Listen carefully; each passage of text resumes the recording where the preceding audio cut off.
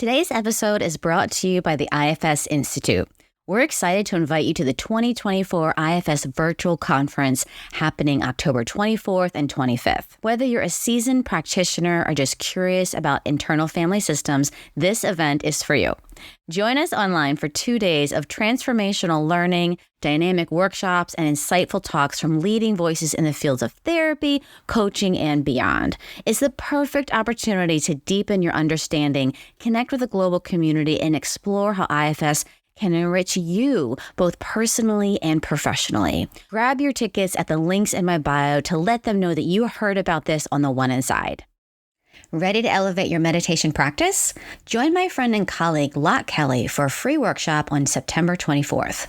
Author of The Way of Effortless Mindfulness, Loch brings a unique blend of mindfulness, non-dual traditions, and internal family systems to help you break through roadblocks in your meditation journey. In this 90-minute session, you'll discover the 3 common obstacles to awakening and how to overcome them with compassion and flow. Perfect for meditators and helping professionals alike. Don't miss this chance for expert support and deeper clarity. Use the link in the show notes to secure your spot today. Welcome to Season 6 of the One Inside, an Internal Family Systems podcast. I'm Tammy Sollenberger, author of The One Inside, 30 Days to Your Authentic Self. This podcast is for anyone curious about their inner world and who have a desire to connect to that authentic self. Welcome. I'm so glad you're here. I am so excited today to talk to Tamala Floyd. Tamala just wrote this new book. It is called Listening When Parts Speak, a practical guide to healing with internal family systems therapy and ancestral wisdom. Tamala is a IFS lead trainer, psychotherapist, author, consultant, retreat leader. And you have a new retreat coming up, which sounds so good, with over 25 years of experience.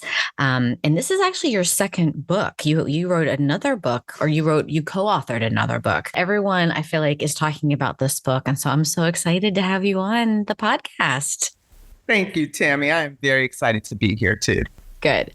So why don't we start by asking you the first question, which is actually going to lead us into a discussion about your life, which I sit back and just have all these jealous parts around, but just love seeing your pictures and all the things. So let's start with our first question, which is where you are in the world and what you would see if you look out your nearest window. So I am in Orlando, Florida. And if I were to figuratively look out of my window, I see suburbia. I see beautiful homes. I see the Disney parks. I see Epcot Center, which is where we're planning on going. That's why we're here. And I see lots of swimming pools. And if I could see humidity, I would see humidity. Yes. It's like putting your head into an oven. That humidity is just... It is. It's nasty. Absolutely. So you're going to Epcot, which is, I think, so fun. And I love the worlds that you walk around when you walk around the worlds. And I think that seems like your life. From looking at your life from afar, I think your life is basically Epcot, the world, walking around the worlds. So is that your life? That is my life. It is. It's been my life since June 2022. My husband and I have become digital nomads. As a matter of fact, before I came to Florida, we were 3 months in Panama, the country of Panama, at the beach. Amazing. Yeah. Amazing. So tell me okay, this is such a big question. I'm like, how do you become that? But I guess I'm more like, how does that work? Like, do you stay with friends? Like, tell me, I have parts that want to know. And I don't know if other people have parts that want to know, but yeah, I just want to know how this works. Yes. Airbnb, it is our best friend. So primarily we stay in Airbnbs, but my husband and I also love cruises. So we do cruises, and typically we use the cruise ship as transportation. Like when we wanted to go to Australia, we decided to do a 30-day cruise from Canada to Australia, so that way it gets us to different points in the world, so not just to cruise a particular area. And then the other way is we love all-inclusive resorts. So we also, when we leave here, we're going to Mexico, to Cancun, to stay at a resort and see our oldest son. So that's how we move around the world. Yeah, and where we stay. I love that. And then do you have a home base that has all your stuff? I love this question, Tammy. We are almost stuffless. We both have a one check bag, one carry-on, and one backpack. Everything we own are in those three bags, except for, important papers that we left with folks to handle for us. But for the most part, that's it. Okay, what about your kids' photo albums? So my husband owns a tech company, so everything has been digitized. We did that before we left. Took several years digitizing our whole life. So we have it all. It goes with us too. What about, and other people are like, get to the point, we have so much to talk about. But I'm like, what about like your mom's favorite vase that she gave you when you were 4 and you could never get rid of it? Fortunately, unfortunately, however you look at it, those things have been given back to family members. Our children have some of those things. So yeah, when it was time to get rid of everything, we said, what things do you want? And you can take whatever it is that you'd like to have. That's amazing. And then also you can just take a picture of it, because I've done that too before. Of like, I'll just take a picture of this thing, like my son's, kindergarten, blah, blah, blah. Right. Just take a picture of it instead of having like a physical item. Yeah. Yeah. So totally off topic, staying with this topic. Yeah. We might get you to your book. I'm not sure. So what parts come up for you around living this lifestyle? No, this is great, because actually I speak about this part in the book, Listening When Parts Speak. And there is a part of me that has a hard time, or has had a hard time, with change. So this is the lifestyle you chose, and you've got a part that has a hard time with change. Okay, so the universe is lining up to help me with this. So when things don't go the way I wanted them to go and expected them to go, there's a part of me that gets activated around that. And I had no awareness of this part prior to beginning this lifestyle, because this is a lifestyle change. So because I was in one place living the same life, I really didn't have to engage this part, but this part really became activated as I've traveled. I love that. That actually feels really validating to me, because I keep saying I'm in a new relationship, but it's been 3 years, but I was in a 30-year relationship. And so it's like I have these new parts, because and I would not have known them if I was not in this new relationship. And that is very validating to me. That's like, oh, it's like it's like starting therapy all over again. Mm-hmm. Yes, absolutely. And that's why I spoke about it, because I just wasn't familiar, had no idea. And the things that were activating this part were things that I felt other parts of me felt were really small. Like, really? Are you really getting this upset because it rained today and you wanted a rainless day? But this part would get upset around these things. So yeah. Yeah.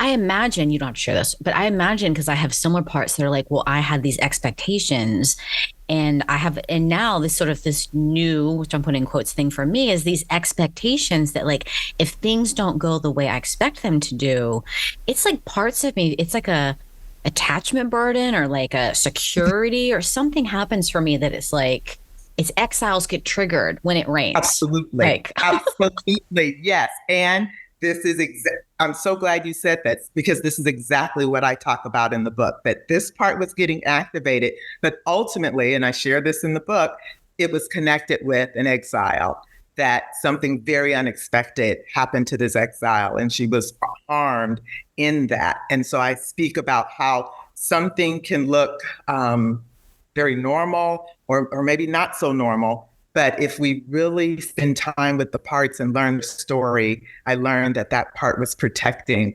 another part of me who it believed could not handle the unexpected, because when it was harmed because of something that very unexpected happened in my young life. So it's all connected, right?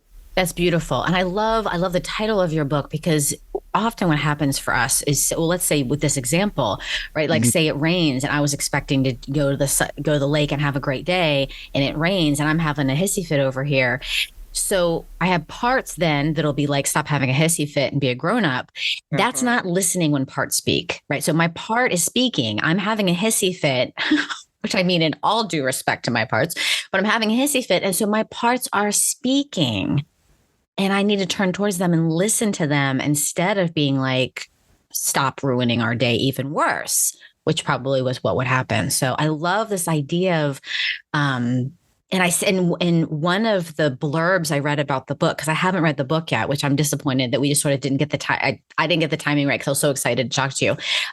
But the idea that this is a book that we could use for in between our therapy times, right? Because we all, if you're listening to this, and we as IFS people, we're all in therapy. We're all in therapy.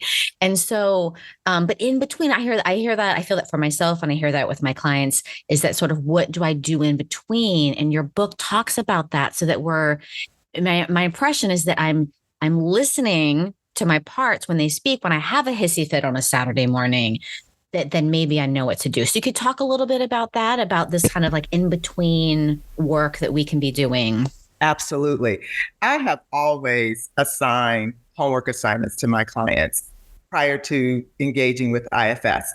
And I continued that once I understood IFS and understood the importance of connecting with our parts in between session. Because this is the thing, 60 minutes, hour and a half, whatever it is you spend with your clients, they spend way more time outside of therapy than they do in therapy. So that hour of connecting with parts is fantastic, and that helps with the healing. But it's more important that they learn how to engage their parts outside of therapy. What comes up when their boyfriend, partner somehow activates a part within them? Can they take what they've learned in therapy and apply that and take time away, make that U-turn, and look at what's going on inside? So those are some of the assignments that clients may have to do in between sessions. And there is probably 3 to 4 homework assignments per chapter in the book. So it's filled with great things for our clients to do in between sessions. I love that. That's so practical, so practical. And I love that. So I love that for me. I'm like, yes, like Amazon, hurry up. So it's important for us to do work in between with what's coming up, like say with my boyfriend or my son or whatever sort of happening, or the rain or the humidity, or you're hot, you're walking around that. And then, are you guys going to stay for the fireworks and stuff? Yes. Sorry, I get distracted easily. Yeah. And I'm right there with you, Tammy. I'm like, I want to go to Epcot with you and eat all the yummy food and watch the fireworks. So we have sort of the in the now stuff, right? The stuff that's happening in the now, that we can pay attention to, and we can turn towards and listen to those parts that are speaking in the now. But we have legacy, we have families, we have ancestor, and you do a lot of ancestral work. So tell me a little bit about the impact of that, or the importance, why that's so important. Mm-hmm. Oh, such a beautiful question. Thank you, Tammy. The reason that I say that engaging our ancestors is important, I know a lot of people listening to us are very familiar with IFS. They've been trained in IFS. And so when we do our demonstrations in an IFS training, we ask that everyone in the room lend their self-energy to the work that's getting ready to happen, right?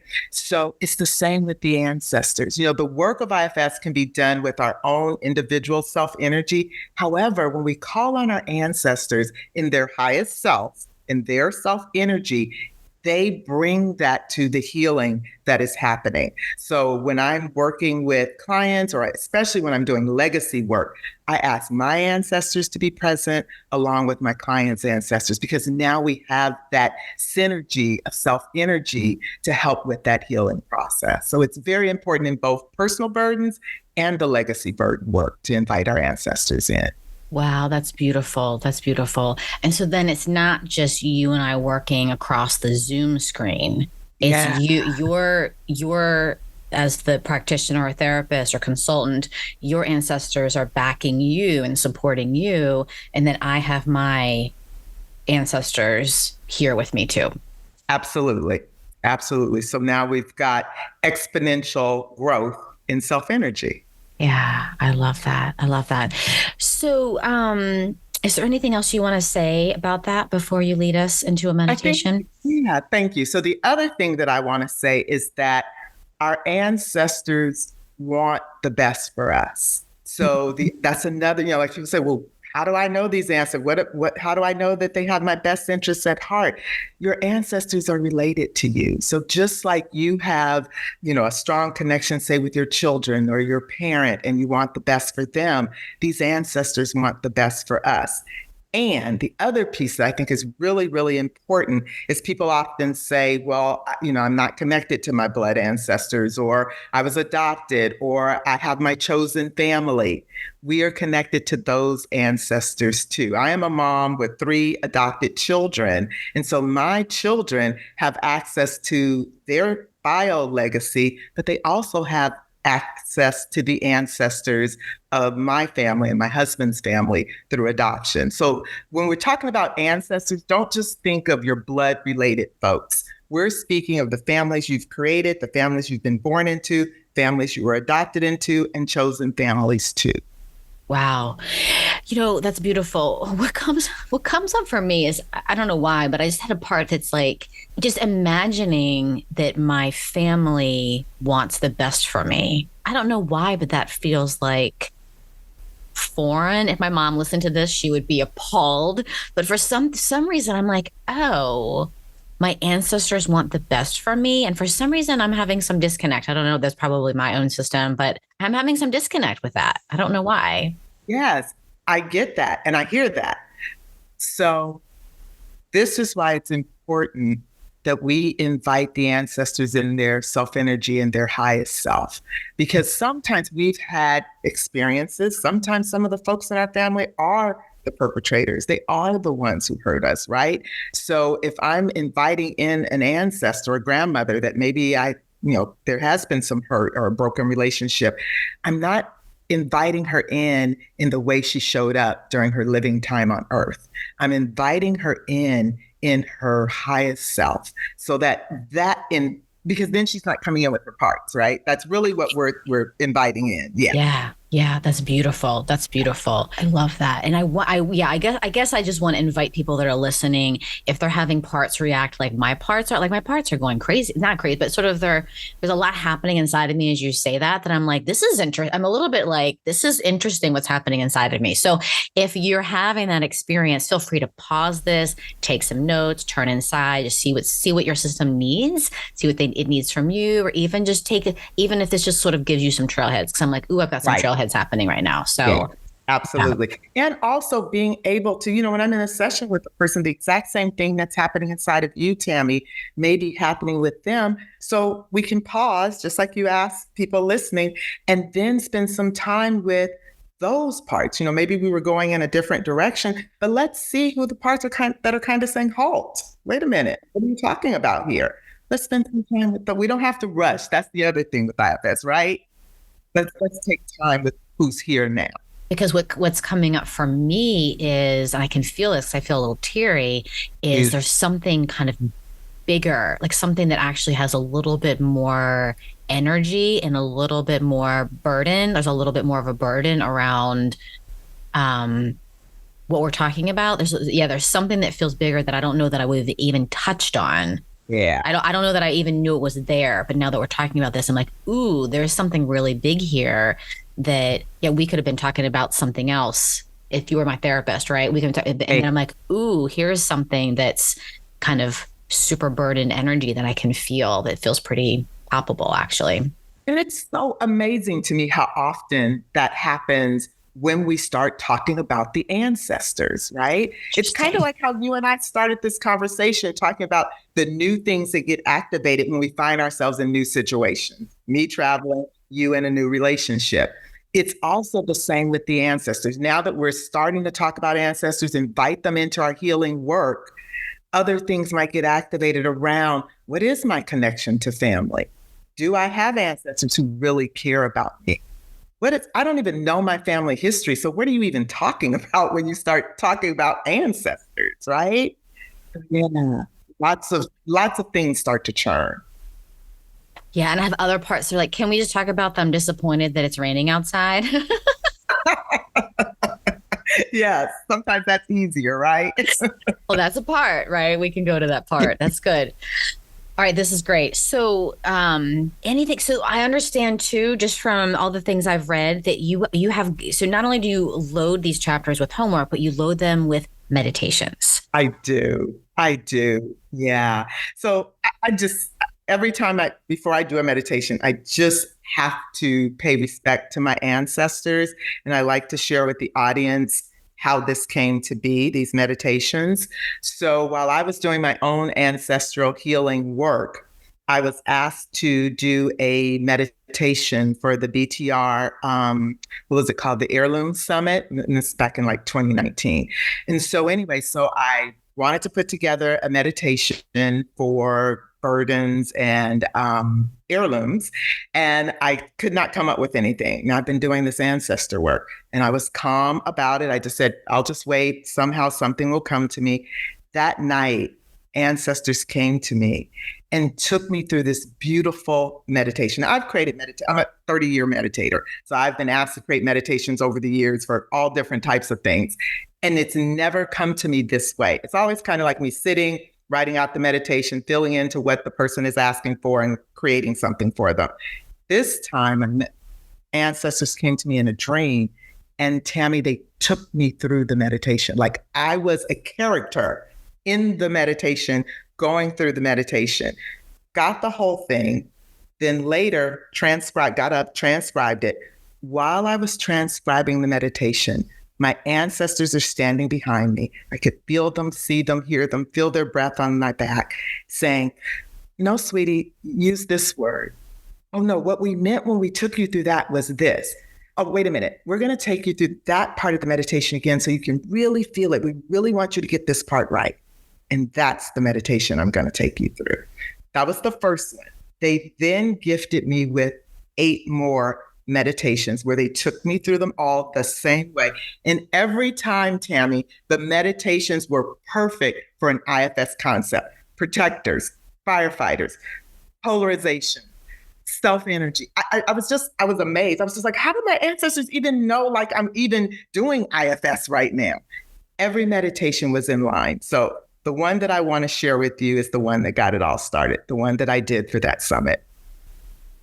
Wow. Well, I am ready whenever you are. And I actually was at the summit. So that's the Black Therapist Rock Summit a couple years ago. And I think we did 5 or 6 podcasts before that summit.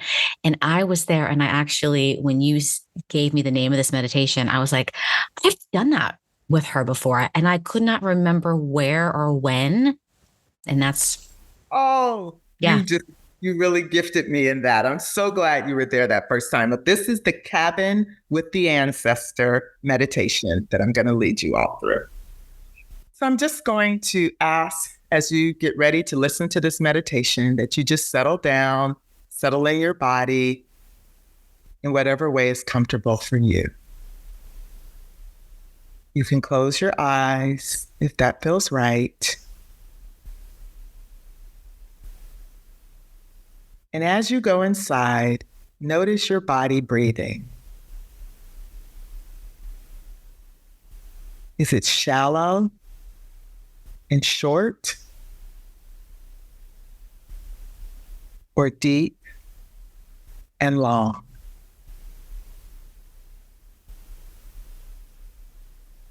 Whatever you notice, see if you can lengthen and deepen each breath.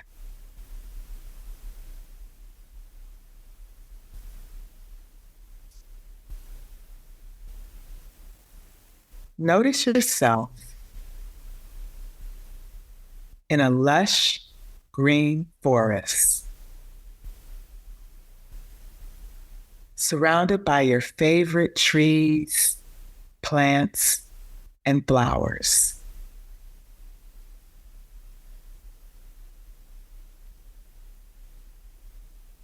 As you explore the forest, a walking path appears before you.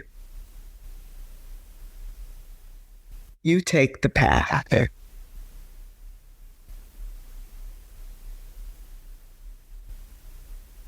You walk until you come upon an overgrown path that obstructs your view. Curiously, you part the brush to see what lies beyond. A short distance away, you see a cabin. The cabin beckons. As you get closer, you notice a welcoming, warm glow inside.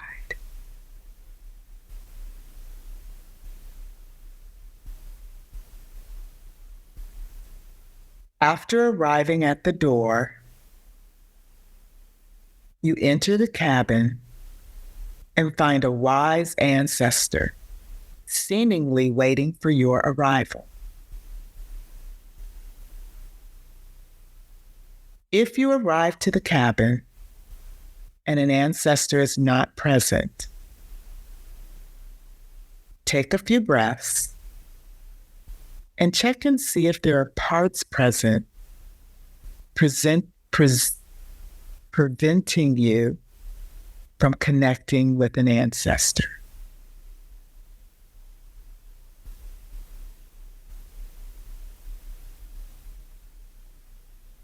If so, be with those parts and explore their concerns and fears about connection with an ancestor.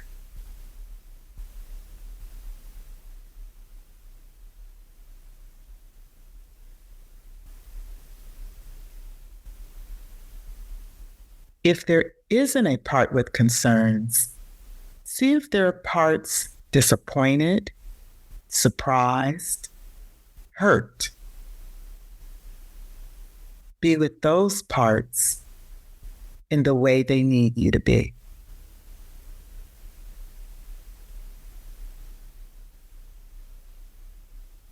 If an ancestor joins later,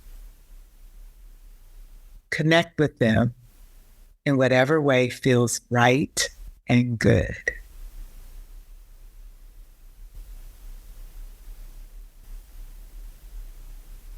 If when you arrive to the cabin, an ancestor is present, you can join your ancestor on the floor.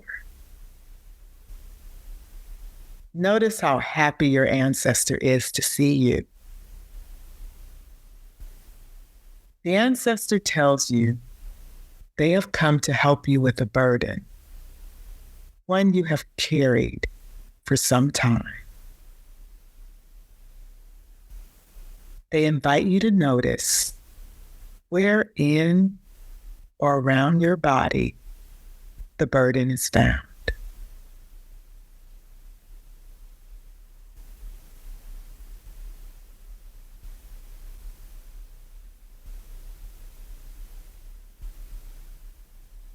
They instruct you to breathe into that place.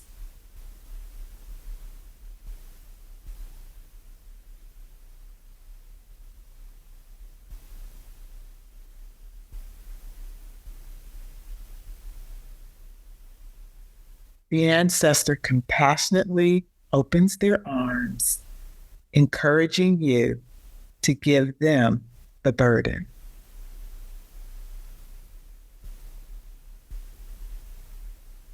If parts won't allow you to give the burden over, that's okay. Sit with those parts, asking about their fears and concerns.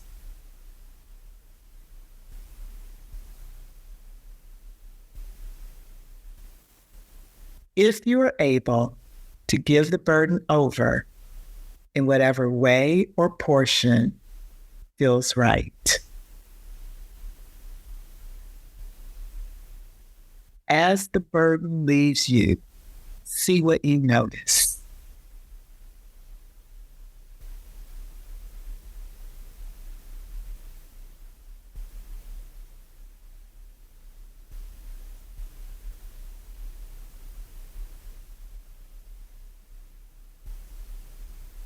Next, the ancestor hands you an ornately carved wooden box. Opening the box, you discover gifts designed and chosen especially for you. One by one, receive each heirloom into your body. Consider how you will use your gifts in your life.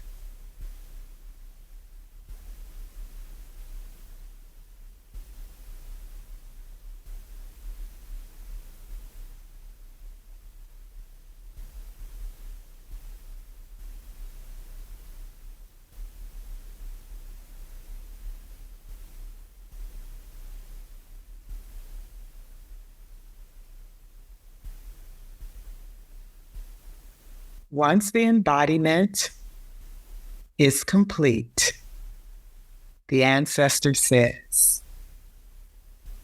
you are deeply loved. You are whole. You are the realization of my dreams. And you are welcome to come back as often as you wish. As you prepare to leave the cabin, offer gratitude and goodbyes to your ancestor in a way of your choosing. And I'll be quiet for a moment while you do that.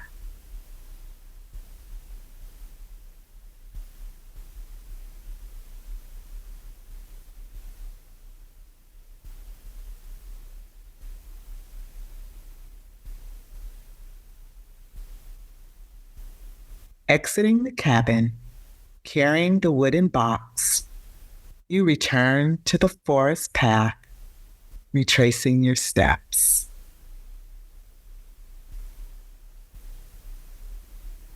And when it feels right, I invite you to bring your awareness to your breath and re-enter this moment and space.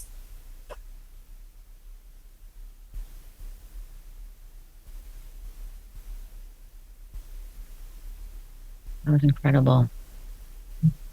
Thank you so much, Tammy. Thank you. That was such a gift. I appreciate the opportunity to share it with your audience. I would recommend people, if they want to, they can pause and just be with whatever's come up for them. They can journal. And I think what we'll probably do is we'll probably go ahead and copy that, not take it off, but copy that so it will be its own meditation so that people can listen to it over and over again. If that feels okay for you, then we'll go ahead and do that too. Okay, good. Good. Okay. I have a part that's like, how do we shift from there? I think that pause is good for folks because even in the book and in the recording, after this meditation, that's exactly what folks are invited to do, is to write what came up for them. And then there are some journal prompts in the book connected with the meditation for them to really go in more detail from this meditation. Some of the things that I've learned come up for folks. So that's kind of how I designed the journal prompts. So they can go deeper and deeper and deeper. And then there's also some more exercises in this chapter. And this is in the Legacy Burden chapter of the book. So yeah. Amazing. Perfect. So this is one way of accessing our internal system, accessing our parts. That's how you say that word. Yes.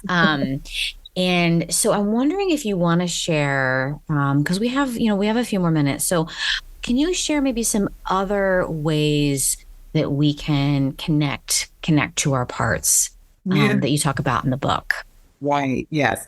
Well, one of the ways, of course, this book is listening when parts speak. So the number one way is to just pause and listen and get curious about why our parts are coming up the way they are. Notice, this is a really big one this is actually a homework assignment that I'll give to my clients. Notice when parts get activated because there's something for us to learn. Sometimes parts get activated under certain situations. Sometimes they get activated with one person, not another. Sometimes they get activated all the time with the same type of person. And when I say that, when I mean type, like a person who behaves a certain way. So all the people who behave in this particular way activate my parts. Or my parts get activated with only one person who acts this way, but someone else can do this. So we want to get curious. What's happening when that happens? Another thing that I really like to encourage people to do is mapping their system. So I may have a part that gets activated under certain situations. Are other parts present? Are there parts of me that act a totally different way, respond in a different way to that same situation or person? Exploring the polarizations that we have in our system. So when I find that there's a part, and we kind of talked about this too, Tammy, when we were talking about this part that we share in common that likes things to go our way and gets upset when it doesn't, right?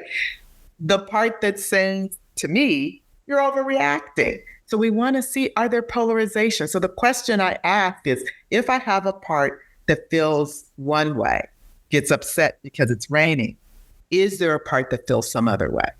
So is there a part that is criticizing this part for overreacting to the rain? Is there a part that feels like, wow, it's raining. Let's go run in the rain. Let's have fun in the rain. Let's splash in the puddles. So looking at the polarizations that also may exist within our system is another way that I invite folks to know their system. Another thing that comes up is dreams. That our parts sometimes come to us in dreams, right? So then getting up and just writing what that dream was about. What parts did you notice? What message does that dream carry for you? For your system? I love that. That's great. That's great.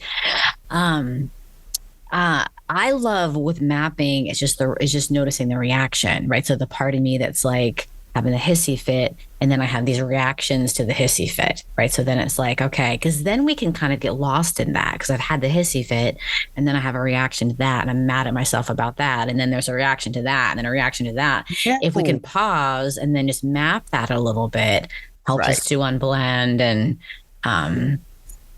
yeah. Initially with the rain situation, when I heard the part that says, hey, you're really overreacting, that part believed it was me. And then there was even some more separation. I realized, no, this is me listening to two different parts, right? Yeah. Right. I love that, because we can kind of get lost in that. And I love what you just said, because then the initial part that is connected to the exile, we sort of then lose that. So we lose that because we have all these other parts. And then that part who's connected to the exile doesn't know that the parts that are criticizing it aren't you. Right. It believes those parts are me. Absolutely. Yeah. So good. That's so good. So good. Love that.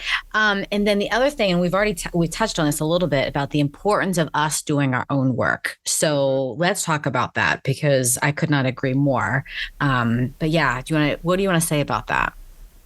So I'm going to make this real personal, and then I'm going to pull it out a little bit. So real personal, as I moved from PA to solo lead trainer, again, every time I was meeting new challenges on that road, I found new parts, like parts that, they're parts of me. They've always been parts of me, but they were dormant.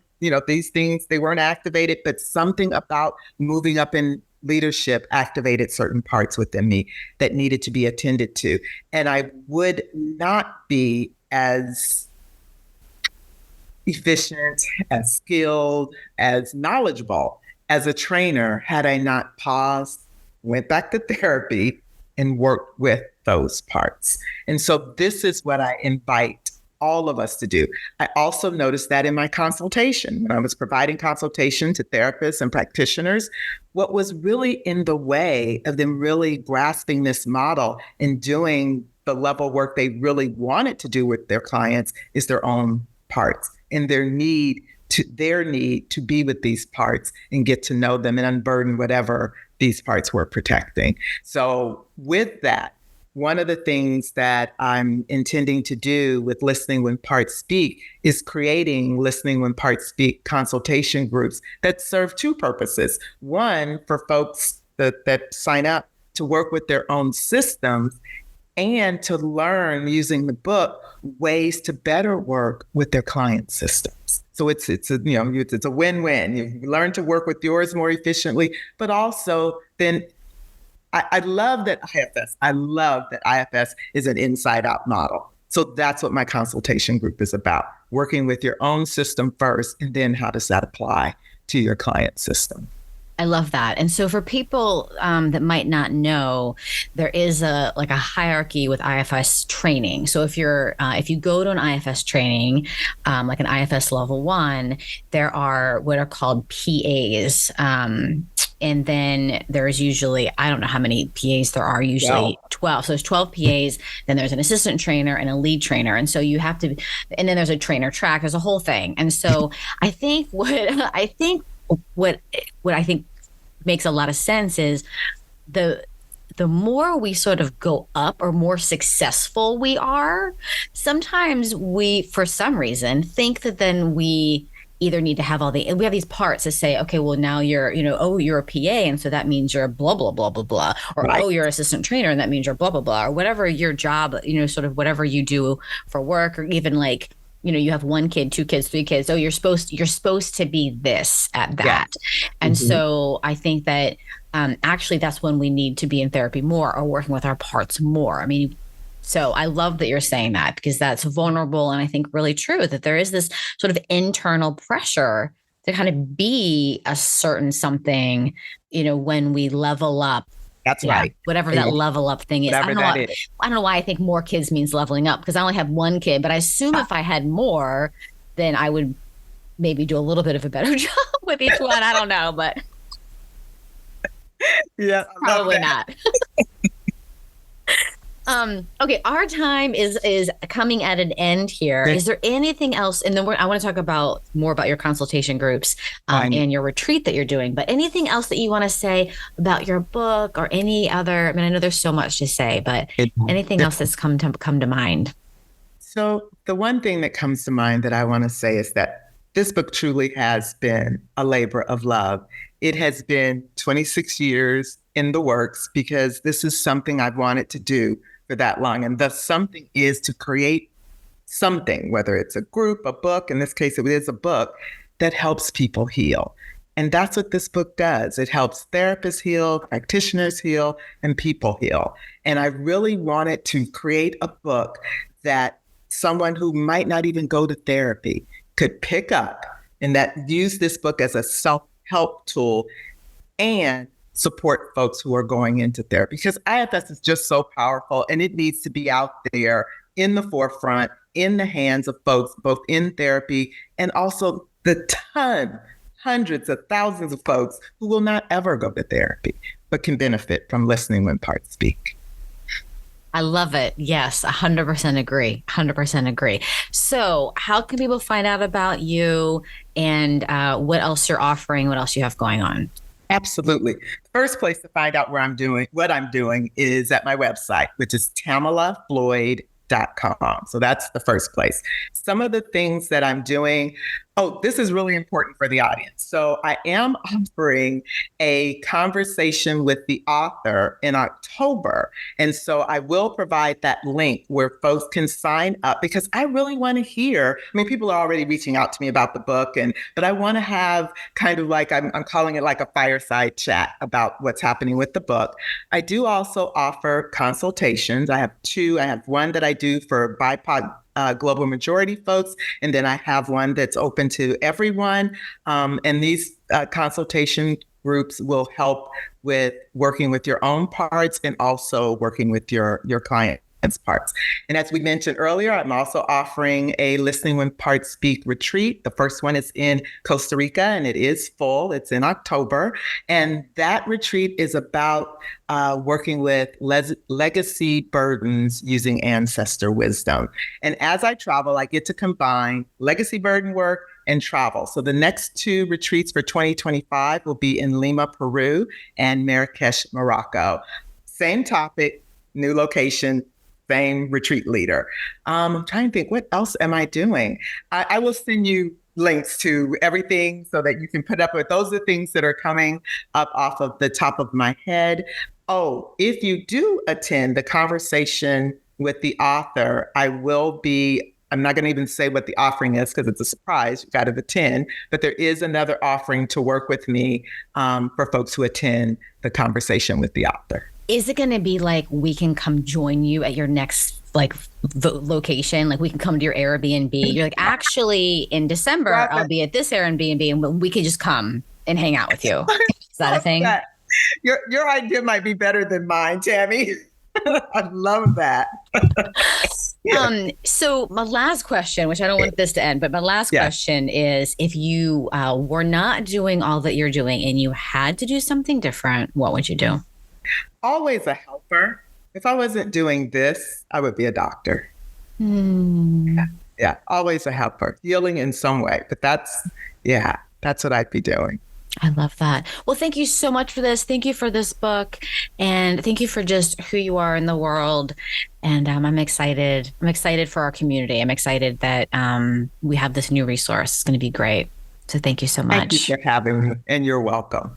Thanks for hanging out with us today. If you enjoyed this episode, I'd love it if you left a rating, a review, a like, comment, share with your family, your friends.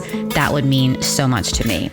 My book is available at your favorite independent bookstore or on Amazon. You can visit my website, tammysallenberger.com, or you can download a free Get to Know a Should part of you. You can follow me at IFS Tammy on Instagram and at The One Inside on Facebook and on YouTube. Jeff Schrum co-produces The One Inside, and I am forever grateful for Jeff. Also thankful for Jack Rudin for creating the music, and just thank you for listening. 6 seasons, over 1 million downloads. I cannot tell you how much I appreciate you in this community.